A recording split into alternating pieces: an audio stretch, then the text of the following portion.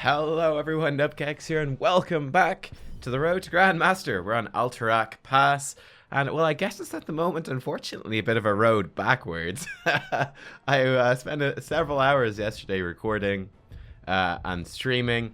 Honestly, probably too much time. You know, I was in that mood yesterday where it was like, I wanna get stuff done. I was just putting in so much time to doing it. And then by the end of the day, I kind of had to stop and say, hang on a second. My brain is totally fried right now, and I really want to keep going. I want to record. I want to stream. And I just had to force myself to go to bed because I was like, no, if I do anything right now, it's going to be terrible. I can guarantee it. This was, though, one of the good games we got during the day, so I hope you will enjoy it. And I got up. I'm up here. It's 10 to 9 in the morning, which is a lot earlier than I'd usually start working, because I usually work really late, trying to overlap a bit more with the, the Americas. Let's go into this draft, though. Very cookie-cutter start to the draft, I would say. The bans are relatively typical. I think the Li Ming ban is weird. Apart from that, though, it's all fairly straightforward. I think our teammate locks in Ana first pick, which I think is pretty expected. I think the Zeratul insta-lock in return is also pretty expected. They're both top-tier heroes. I think the Zeratul is good into the Ana. The enemy team grabs the Tyrande, which is, I think, a bit odd as well. I guess he just likes Tyrande. I mean, she's a good healer, but she wouldn't jump out in the draft as being necessary to pick up here, but she's not too shabby. Maybe she's good against Ana, actually. I'm not super familiar with the matchup. But then for us, we lock in the Diablo and the Junkrat. So Junkrat's really good at the map. Can be good against, well, he's not amazing necessarily against Zeratul, but at least he has his mind to survive the Zeratul. At least a little bit. It depends. The Zeratul has some tricks. I just instant lock then the Diablo as well. So denying the possibility of a Zeratul and Diablo combo. The heroes, well, obviously you've got VP and APOC go together incredibly well. But even on top of that, I think, Diablo dives in on your front line or whatever, or gets a bit of a flank, and then Zeratul coming from another flank. That's just incredibly difficult to deal with. So I think the two heroes go together very well. And yeah, then we got more picks coming out. We got the Tyrael, and we have a Kael'thas. So maybe not the best synergies on the enemy team, but there you are. I think on our side we get the Ragnaros, which is truly unusual. I don't actually like the Ragnaros here as a pick very much into the Zeratul. I think that's pretty risky. Ragnaros is a very slow hero. There's a good chance he's just going to get destroyed. And we get then a Raynor as well. So again, I think Raynor's pretty nice. The knockback is good. Raynor's very high single target damage. So he'll have good punishing return damage on Zeratul. Whenever Zeratul goes in, he'll wear down the Tyrael as well. And knockbacks even against Dahaka are a very, very powerful thing. So yeah, there you go. I thought it was an interesting draft where, like, right at the start, I felt like the first few picks were like bam, bam, bam. It's just like picking up the top level picks and picking up some of the top level counters and disrupting some of that. Then I feel there were a few of sort of like comfort picks and more style picks thrown in there as well. But nonetheless, here we are on Alterac Pass, and let's turn down the speed. And here we are back to normal speed. Yes, indeed. So actually in this game, this is the first time I was going with a different Diablo build. So Diablo's he's had a few different builds since the last rework that he had. I can't remember when it was now, but I'm kind of going for a very single target focused build here. So when this rework first came out, I really liked the Fire Stomp build, and I actually still do really like the Fire Stomp build. It's a really, really nice one. But we're not going to go for that in this game. There's also like the Diabolical Momentum type builds that I liked quite a bit as well. I think the last big change to Diablo is they increased the CD on his E and his Q by 1 second each. So that has a fairly large effect on him. But nonetheless, we are still going to go for this particular build, which is a single target focused build, which is in a large part actually dictated by the fact that the enemy team do have a Zeratul. They do have a Tyrael. And I just feel like, in fact, if you look at their whole team, they're going to be pretty vulnerable, or single target damage is going to be pretty important against them. If we're able to single target burst that Zera, we're going to be happy. I love this. He's scared. He's burrowing right there, which is probably the right thing to do, maybe. I didn't actually even have my Q to knock him in, though. I was just overpowering him to knock him away from the globe so I could get it. Before I talk about build, I want to focus on this, right? One big thing that I feel really differentiates higher level play is taking those merc camps and rotating smartly, right? It's using your space on the map. This is one of the most common things I see even like in these diamond games that we're playing, compared to like when we get like masters or like XGMs in some of these games ranking up too. One of the really big differences is the use of rotating around the map and using merc camps and just being smart. So in this case, I actually think the Ana was in the wrong place at the wrong time here. Like, Ana came down to bot lane, and what was Ana actually doing in bot lane? Ana didn't actually really achieve anything at all. She's just kind of there, right? Ana could have been elsewhere on the map and achieved a lot more. She could have been in mid lane. Importantly, she did, after being pinged, she did go to the merc camp, and she responded very quickly after being pinged. So that's really important. And it's easy, obviously, especially if you play a few games in a row, it's easy to, you know, kind of space out a little bit and be a bit slow on some of these things, and that's fine. That's pretty much expected. It happens to everyone.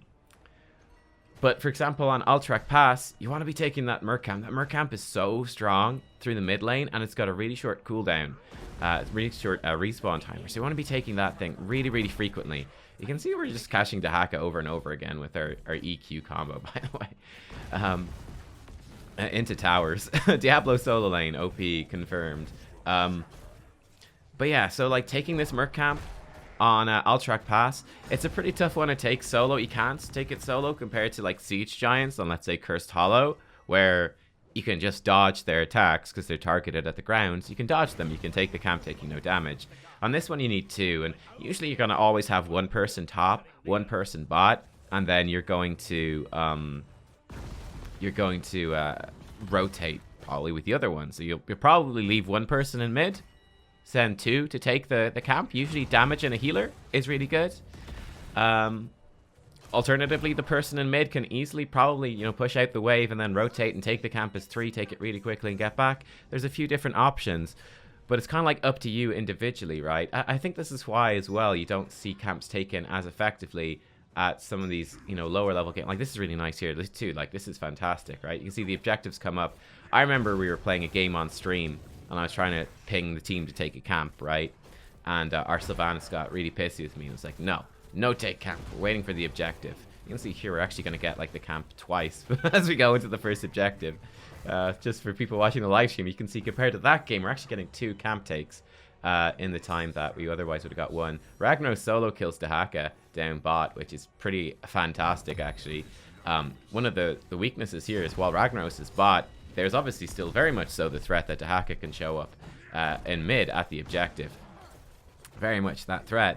Whereas Ragnaros is not able to burrow across the map, as far as I know, so he will not be able to follow up there.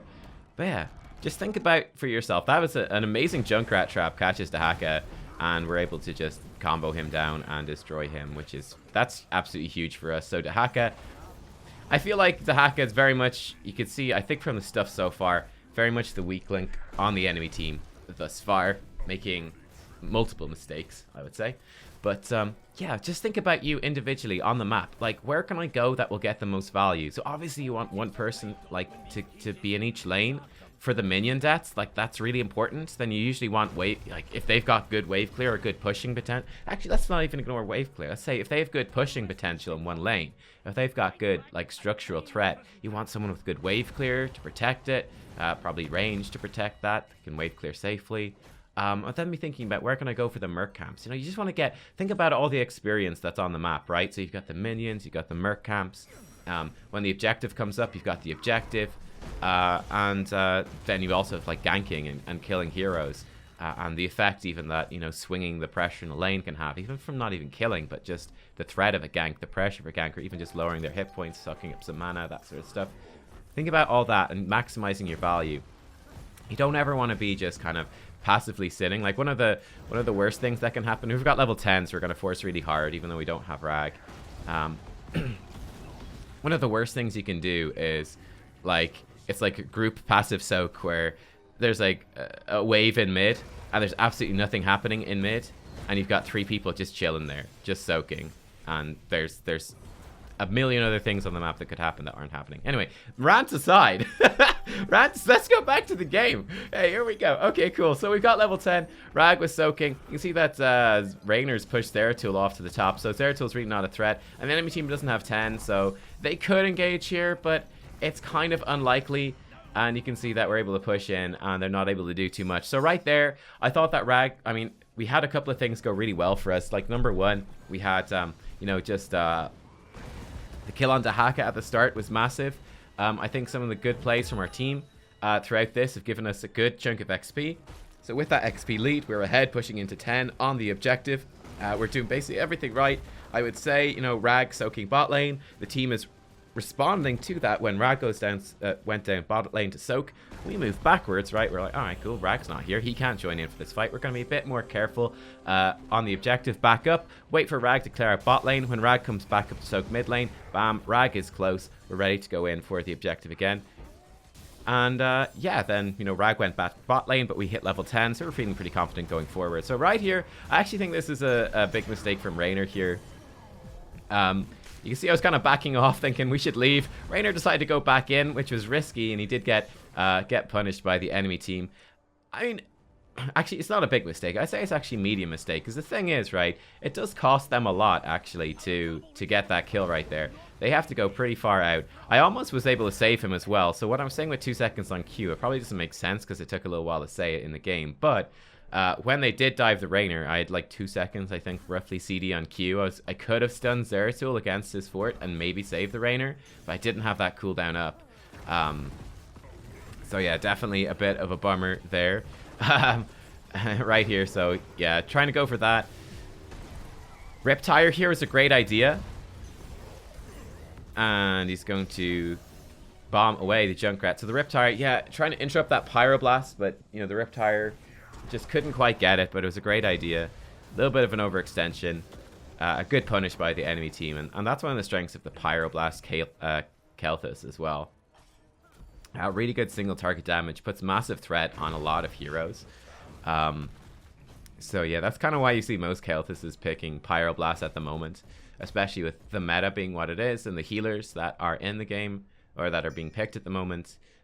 He's pretty good against those, so yeah, that's kind of what's going on there. You see Junkrat's just soaking, using his mind to get around. And we're looking for this siege camp again. So yeah, you can see there, like, I'm not going to stay bot lane too long. Going to try to get the siege camp because the objective is going to be coming up. And this should be a pretty nice time to take it. We're going to take it relatively slowly because it's just Diablo and Ana. But we will do our best, and it should sync up pretty well. You can see, look at this. It's exactly what I was talking about earlier. You see Rainer, he pushes out the wave in mid, and he's like, all right, am I going to push in mid? No, because that's suicide. So I'm going to come, and I'm going to help my teammates clear out this camp. And there you go. We take the camp. You can see the enemy team is doing exactly the same thing. And now we're moving into the objective. Both teams are going to have the siege camp pushing in the lanes, and we're just looking for anything that's going on here. So I'm just going to have like a look down bot lane, see if I can find where the enemy team is. No, they're in mid lane. They're going to be working with those camps. So I'm going to move up to mid lane now. Again, I'm just staying to the side. Diablo obviously is strong in a flanking position. We're just going to stay to the side just to support the Rainer as we're trying to deal with these Merc camps. You see, I actually went too far forwards here. Going to get super hard punished. I think Kel'Thuz manually cancelled Pyroblast by mistake or something like that. I mean, I have a lot of health, but I think I still would have died. Well, maybe Ana would have saved me. But yeah, that was actually an overextension for me. Should have been safer, should be more passive. And I think Kel'Thuz just kind of let me live. Right here, I thought I was actually, I don't know if that was luck or if that was intentional, but I thought that was incredible.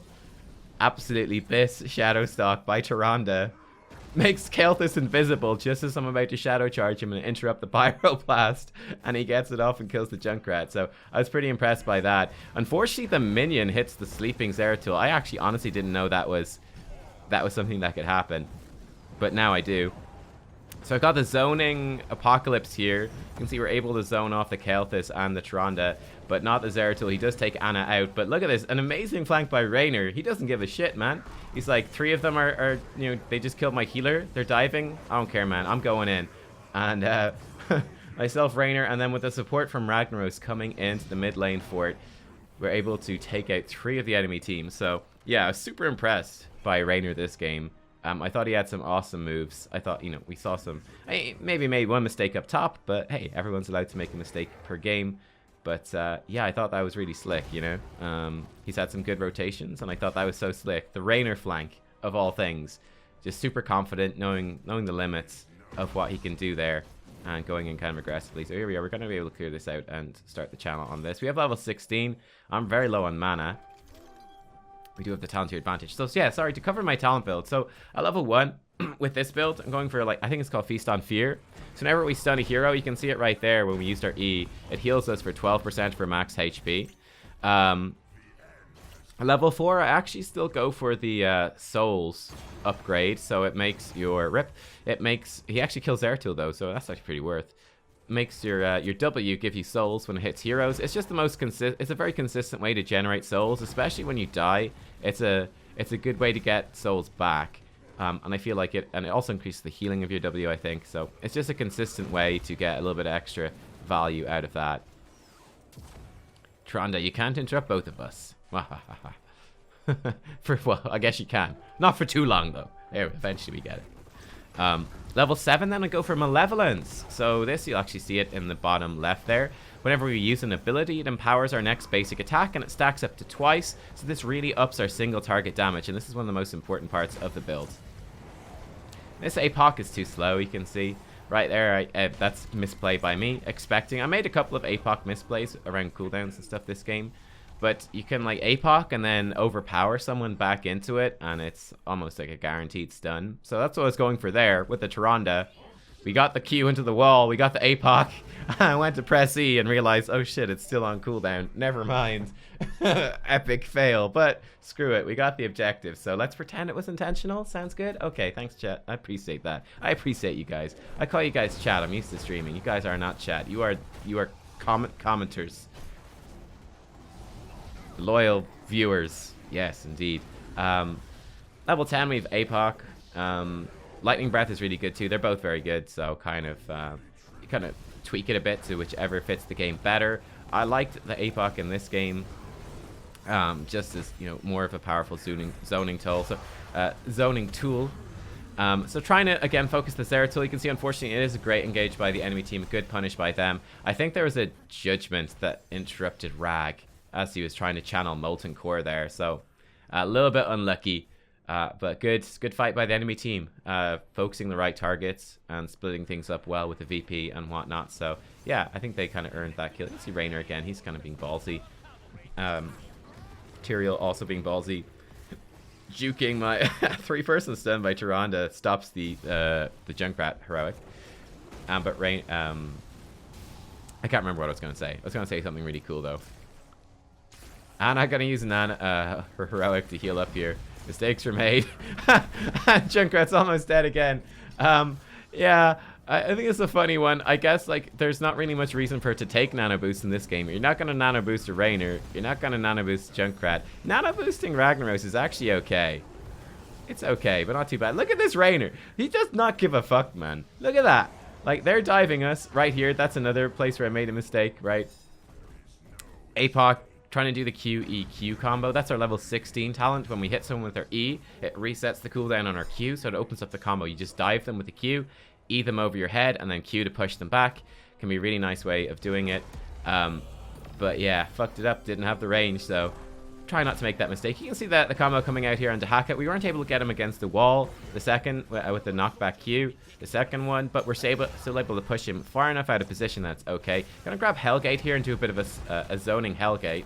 Junkrat had a similar type. I think it was Junkrat had a similar idea. Maybe it was Raynor knockback. I didn't spot, but they got knocked back anyway, so it wasn't super useful. I think it did zone Tyrael out just a little bit, and maybe it was a contributor to getting the kill. I'm not sure.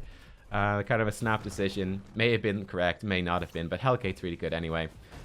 Level 13, we get Devastating Charge, by the way, which increases the collision damage triggered by your Q. So again, just amps up that single target damage. So you can see the build kind of come into effect right here. You can see against the Kel'Thuz's, we're able to do just massive amounts of damage to him. He saves himself with his level 1 shield, but you can see just how deadly that Diablo single target damage is. And I mean, they had to nerf it as well. It's not as strong as it used to be. Because they're like, yeah, maybe that's a little bit too broken if Diablo can just like combo heroes from 100 to 0 super easily. I mean, he can still mostly do it, but at least it's not as bad. They had to nerf him a lot. He was really broken for a while there. People are still banning Diablo all the time to this day. even though I don't think he's as strong as he used to be in that regard. So Rag has gone too far forwards here. In hindsight, might have been smart to use APOC to interrupt. That's very difficult to do, because I'm pretty sure that the Pyroblast cast time is slightly faster than the APOC activation time. But maybe should have used APOC. I was trying to use the Shadow Charge to interrupt that Pyroblast cast. You can see we didn't have the range on it. Rag does go down. I mean, you know, Rag has died a fair bit this game, but at the same time, I feel like it's kind of expected. Like, going as Rag into this composition, it's kind of what you would expect them to do.